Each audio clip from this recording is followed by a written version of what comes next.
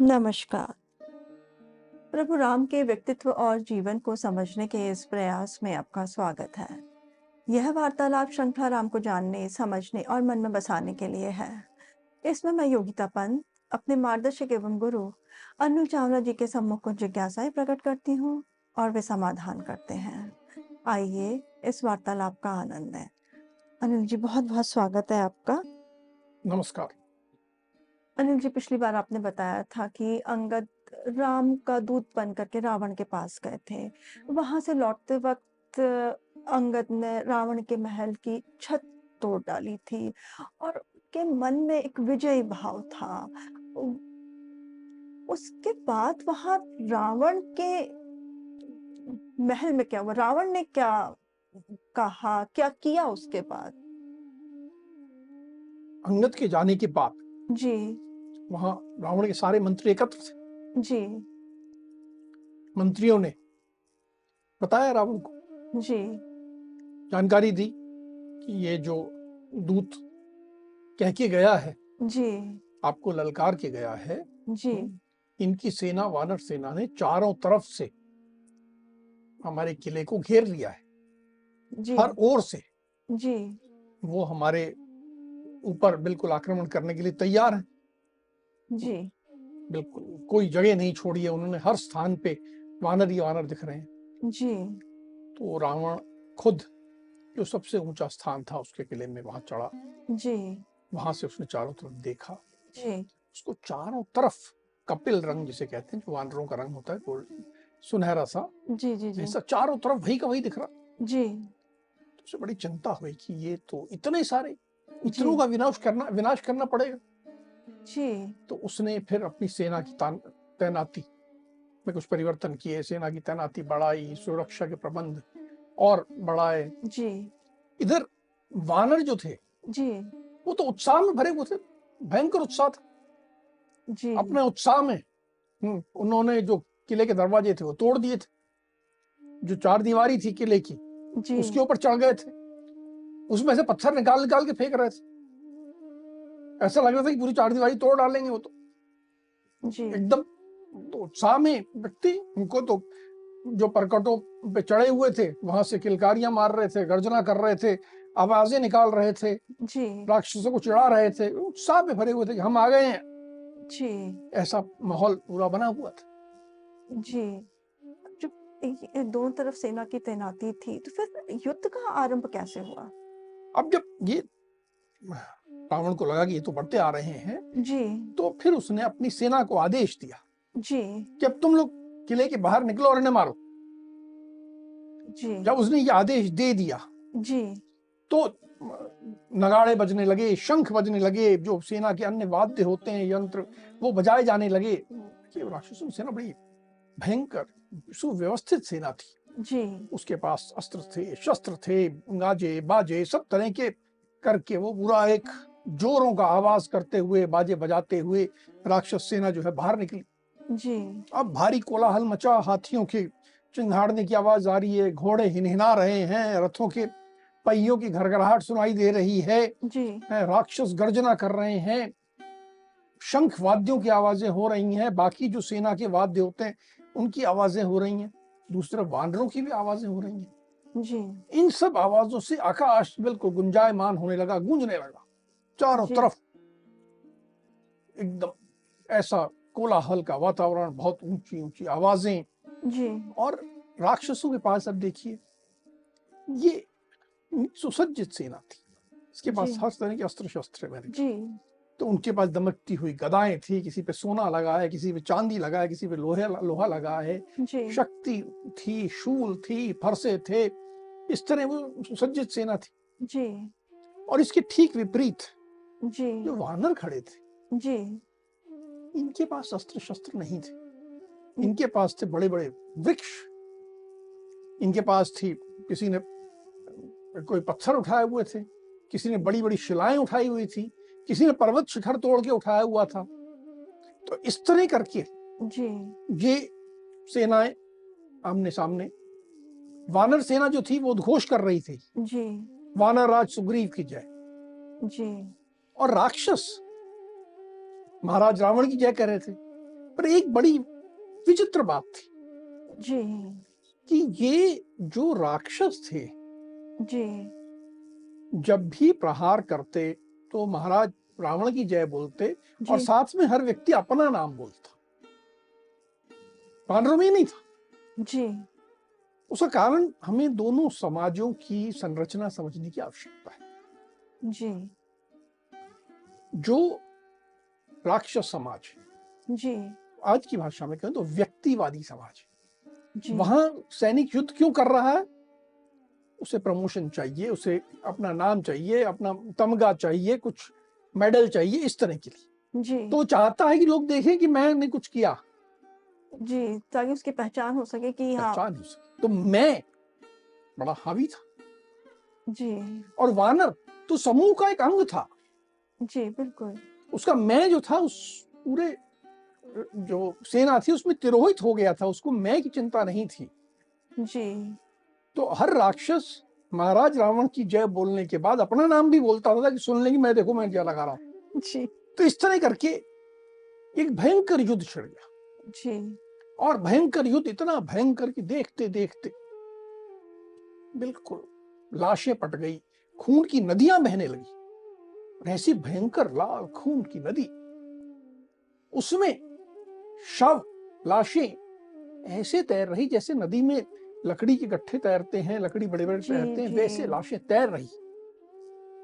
जैसे नदी नदी में कई बार शैवाल होते हैं, कुछ पत्ते वगैरह कुछ तैर रहे होते हैं, जी, जी, वैसे इस नदी में सैनिकों के बाल तैर रहे थे।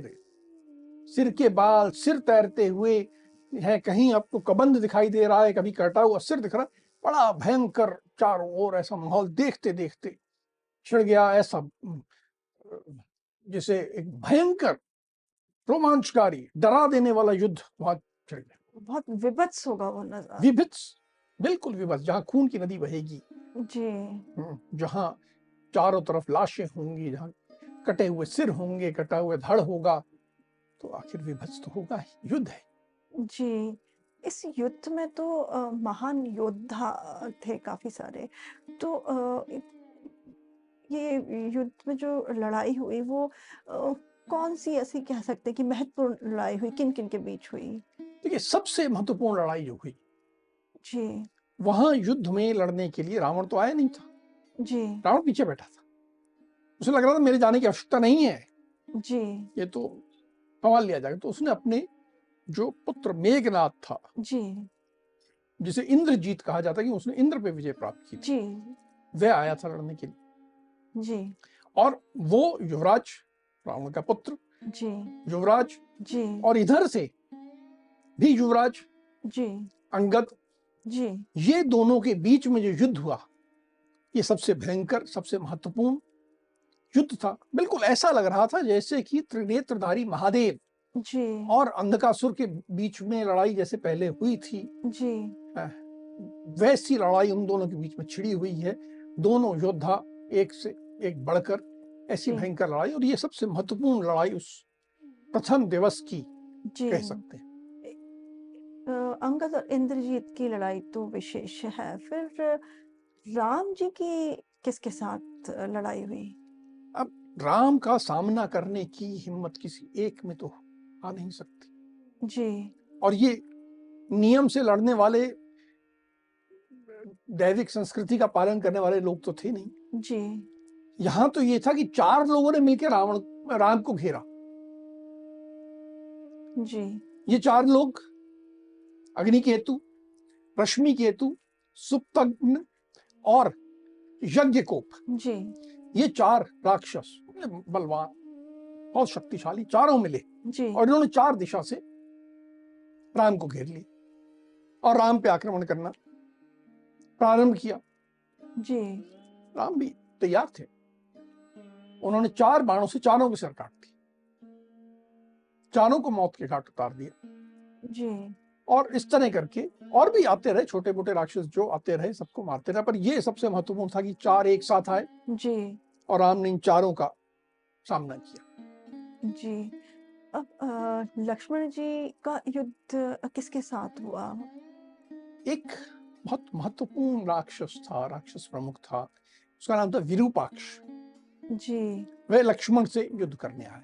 जी, लक्ष्मण ने बाणों की वर्षा की जी, और विरूपाक्ष को मौत के घाट उतार दिया। जी।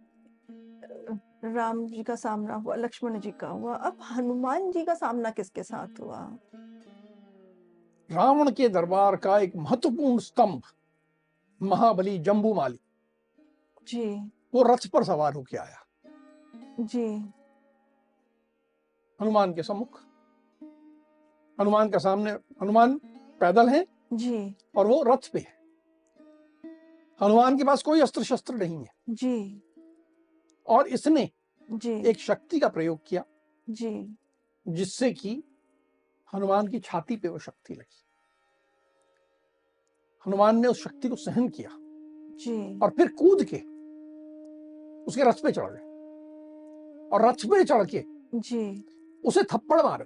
पर इतना भयंकर थप्पड़ था कि उसके प्राण फेंकड़ू उड़ गए। उसके बाद उसके सारथी को मारा, उसके रथ को तोड़ दिया जी, और वो अब जय समाप्त कर दिया जम्बूमाली का। जी। वहाँ सुग्रीव भी थे, सुग्रीव ने भी कुछ अपना पराक्रम दिखाया होगा। बिल्कुल। एक राक्षस था जिसका नाम था प्रघस। जी, वो वानर सेना पर बड़ी भारी तबाही मचा रहा था, बहुतों को मार रहा था। तो सुग्रीव उसके सम्मुख गए और एक सप्तपर्ण, एक वृक्ष होता है, वो उठाया जी, और उस वृक्ष से जी, उस पर फेंक के मारा और उसकी लीला समाप्त कर दी। जी। सुग्रीव के ससुर सुषेण वो भी युद्ध कर रहे थे। उन्होंने क्या बहादुरी दिखाई? तूने सुषेण के बारे में जो पूछा, जी, बहुत अच्छी बात है। सुषेण सुग्रीव के ससुर थे।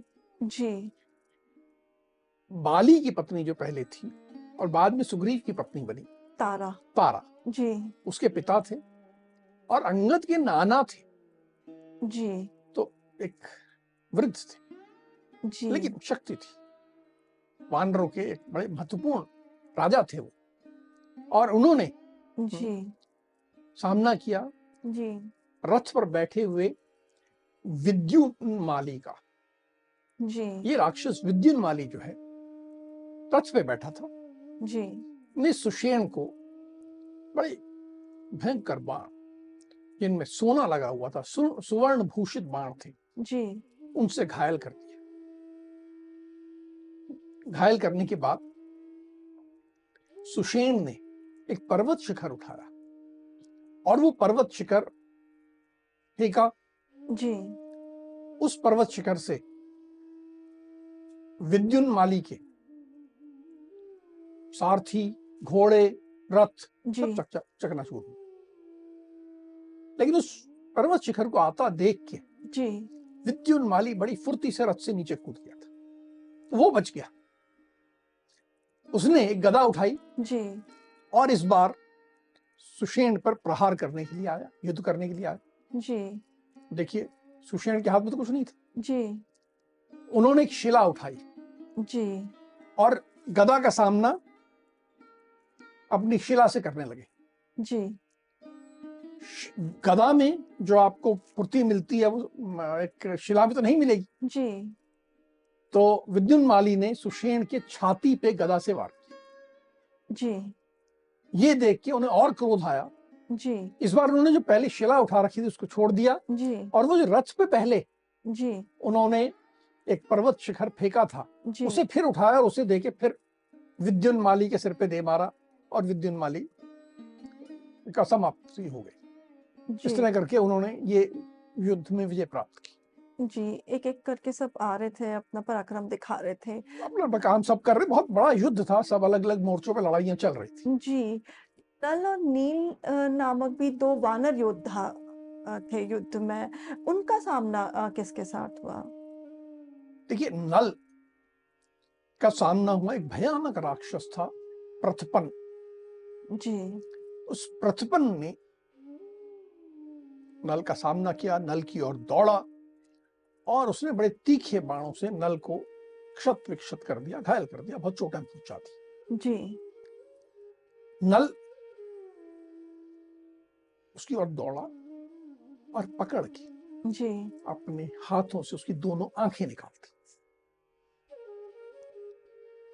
विभत्सता, युद्ध की सुंदरता उसकी विभत्सता में, युद्ध की शोभा इसी में है। और युद्ध कभी सौम्य नहीं होता, तो ये बहुत भयंकर, विभत्स, बहुत भयानक युद्ध था। दूसरी ओर निकुंभ नाम का एक राक्षस था। जी। उसने नील पर अपने बाण छोड़ने प्रारंभ किए। एक जी। के बाद एक बाण छोड़ता गया। 100 बाण उसने छोड़े नील पर, जी। और ये 100 बाण नील को लग गए। अब कल्पना कीजिए नील की क्या हालत है कि 100 बाण लगे हैं उसे। जी। जब 100 बाण लग गए जी। तो निकुंभ अहंकार से भर गया, हंसने लगा, ठहाका मारने लगा जी। कि उसने बहुत बड़ी विजय प्राप्त कर ली। जी। जब वो ये ठहाका मार रहा था जी। तो नील गए, उन्होंने उसके रथ का पहिया निकाला और उस पहिए से जी।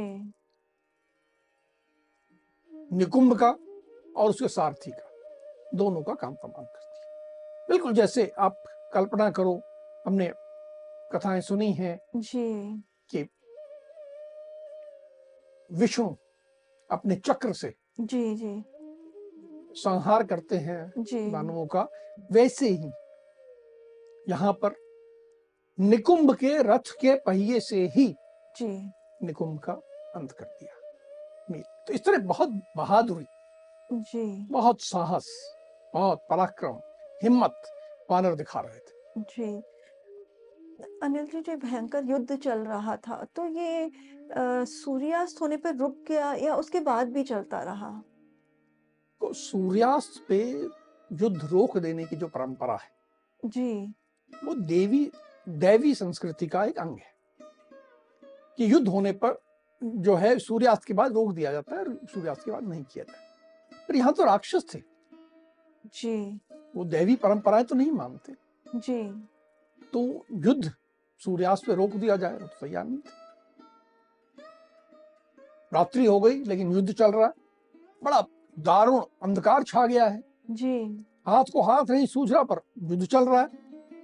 हालत ये है कि राक्षस किसी को देखते उससे पहले पूछते तुम वानर हो कि राक्षस, और वानर भी पूछते कि तुम वानर हो कि राक्षस, जी। और पूछ पूछ के मार रहे हैं क्योंकि पहचान में नहीं आ रहा। जी। भयंकर रात्रि, काले राक्षस, सबने जो चमकते हुए कवच पहने हुए हैं, जी। उन्होंने शस्त्र धारण किए हुए हैं और चमक रहे हैं। जी। तो अंधेरी रात की कल्पना कीजिए जिसमें काले काले राक्षस, कुछ कुछ दिख रहे हैं, कुछ नहीं दिख रहे, और जी। उनके शस्त्र चमक रहे हैं। जी।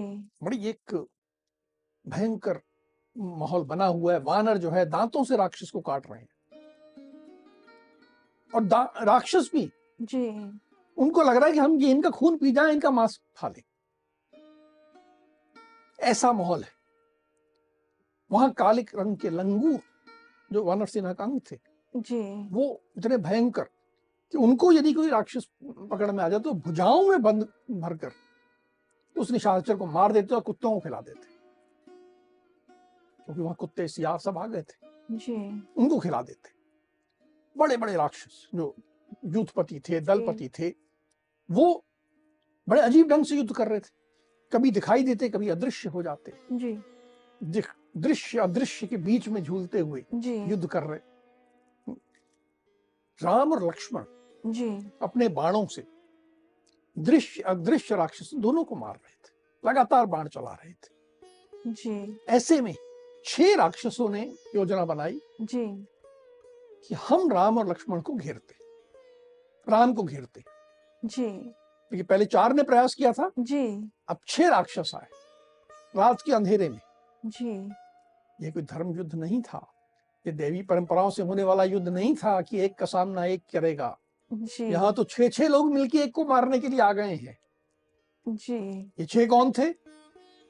यज्ञ शत्रु, महापार्श, महोदर, महाकाय, वज्रदंष्ट्र, शुक, सारण, ये 6 राक्षस। जी। मंत्री परिषद के सदस्य, जी, बहुत सम्माननीय, और जी, 6 मिलके अकेले राम को घेरने के लिए आ गए। ये स्थिति बनी। जब ये 6 आ गए, राम पर बाण चलाने लगे। जी, बाण से ऐसी स्थिति बनी कि राम को घायल कर देंगे। जी, तो राम ने जी, 6 बाणों से उन 6 को घायल किया। जी, जब राम के बाण उन्हें लगे, उसकी शक्ति का एहसास हुआ, जी, तो ये 6 डर के भाग गए, अपनी जान बचा के भाग गए। क्योंकि थोड़ी देर और रुकते जी, तो उनका देहांत होना निश्चित था। जी, वो अपनी जान बचा के भागे। देखिए, वातावरण, रात का समय, जी, खून की नदियां बह रही हैं, एक डरावना माहौल जो है और डरावना हो रहा है, क्योंकि कहीं कराहने की आवाज आ रही है। घायल राक्षस, घायल वानर जी, आर्तनाद कर रहे हैं। उस रात के आवाज में बीच में ये कराहने की, रोने की, चीखने की जी, आवाजें आ रही हैं, खून की नदियां बह रही हैं, लाशें बह रही हैं। ऐसा वातावरण चारों तरफ बना हुआ था। जी। अनिल जी, शुरुआत में आपने एक विशेष युद्ध की चर्चा करी थी जो अंगद और इंद्रजीत के बीच था। तो रात्रि में भी उन दोनों के बीच में युद्ध चलता रहा क्या? हाँ, वो युद्ध बहुत लंबा चला और उसमें एक बिंदु आया जी, कि मेघनाद ने, यानी इंद्रजीत ने, जी, अपना गदा फेंक कर जी, अंगद पर प्रहार किया। जी, युवराज अंगद को वो गदा लगा, जी, लेकिन उन्होंने उसकी चोट को सहा जी, और उसके बाद अंगद उसके रथ पे कूद गए और वही गदा जो उन पे फेंका गया था, जी, उसी गदा से उन्होंने उनके सारथी को मारा, उनके घोड़ों को मार दिया, उस रथ को चूर चूर कर दिया जी, और इंद्रजीत जी, को भी चोट पहुंचाई। अब जब इंद्रजीत को चोट पड़ गई, जी, तो सामना करने की जगह जी, उसने माया का सहारा लिया और वो अंतर्धान हो गया, गायब हो गया, दिखना बंद हो गया, वहां था ही नहीं। जी, अंगद अब किससे युद्ध करें? तो नहीं कर सकते, जी, सामने दिखेगा तो आप युद्ध करोगे, जी, है ही नहीं, वहां से गायब हो गया। जी, लेकिन मेघनाथ बहुत गुस्से में था, जी, उसे ब्रह्मा जी से वर प्राप्त था, जी, वो अपने आप को सर्वशक्तिमान समझता था, उसने इंद्र तक को जीत रखा था। जी, और जहां जी, उसके रथ को तोड़ दिया गया था, घोड़ों को मार दिया गया था, सारथी मर गया था और जी, उसको भी चोट पहुंची थी, जी, बिल्कुल भागने की स्थिति बन गई थी, तो क्रोध से बिल्कुल तमतमा रहा था, जी, अचेत सा हो रहा था कि बिल्कुल इतना ज्यादा क्रोध आ रहा था उसको। जी, तो उसने अब निर्णय किया कि अंगद को छोड़ो, जी, अब मैं राम और लक्ष्मण पे आक्रमण करता हूं। अदृश्य रूप में जी, माया का सहारा लेके अंतर्धान हो चुका है, जी, उस रूप से उसने राम और लक्ष्मण पर आक्रमण करना प्रारंभ किया।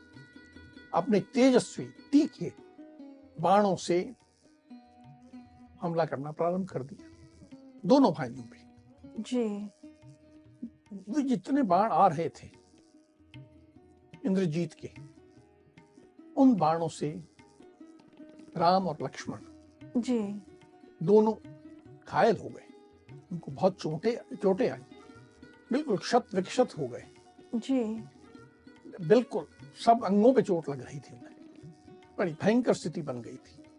और वो एक ऐसी स्थिति आ गई कि वो बिल्कुल मोह में आ गए हैं, इनको समझ में नहीं आ रहा क्या हो रहा है। और जब ऐसी स्थिति आ गई कि समझ में नहीं आ रहा है जी, कि क्या हो रहा है, तो इंद्रजीत ने सर्पकार बाण छोड़े। ये सर्पकार बाण जी, ऐसा था जैसे सांप बांध लेते। जी, अचानक वानरों ने देखा कि दोनों भाई जी, असंख्य नागों के पाश में बंध गए हैं, नाग पाश में बंध गए हैं। बिल्कुल कुछ करने के उनकी क्षमता समाप्त हो गई और नागों के पाश में बंध गए। ऐसी भयंकर, ऐसी स्थिति में राम और लक्ष्मण दोनों जी। अनिल जी, आज जो आपने युद्ध का विवरण किया, वो तो बहुत ही भयावह है और रोंगटे खड़े कर देने वाला है। उसके साथ पर एक जो चिंता की बात है कि जो आपने बताया कि राम और लक्ष्मण दोनों वो सर्पों से बंध गए हैं। ये बहुत दुखद है और अ, चिंता की बात है। अब आगे क्या होता है वो हम अब अगले प्रकरण में आपसे सुनेंगे। अब हम आज की चर्चा को यहीं विराम देते हैं। अगली कड़ी में राम के जीवन से जुड़े कुछ अनछुए पहलुओं के साथ हम दोनों फिर उपस्थित होंगे। राम, राम। राम राम।